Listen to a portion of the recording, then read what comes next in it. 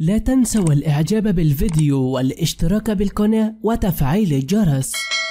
السلام عليكم ورحمة الله تعالى وبركاته. في عز شبابه افتكروني لما موت. توفي صباح اليوم الجمعة 18 أغسطس مغني المهرجانات كلوشة، ولم يكشف أي من أسرة مغني المهرجانات عن تفاصيل الجنازة وتشييع الجثمان وموعد تلقي العزاء. وفي السياق ذاته أعلن منتج أغاني المهرجانات في جد دخلاوي وفاة كلوشة في منشور له عبر الانستجرام قائلا: أخويا مات يا جدعان، كلوشة مات، ادعوا له بالله عليكم بالرحمة والمغفرة. وكتب أحد أصدقاء مغني المهرجانات كلوشة عبر حسابه على موقع الفيسبوك قائلا: إن لله وإنا إليه راجعون، البقاء والدوام لله تعالى وحده، أقسم بالله توحشني يا صاحبي. يا أيتها النفس المطمئنة ارجعي إلى ربك راضية مرضية فادخلي في عبادي وادخلي جنتي. وتابع صديق كلوشة: والذين إذا أصابتهم مصيبة قالوا إن لله وإنا إليه راجعون، بقلوب مؤمنة راضية بقضاء الله وقدره انتقل إلى رحمة الله تعالى. كلوشة: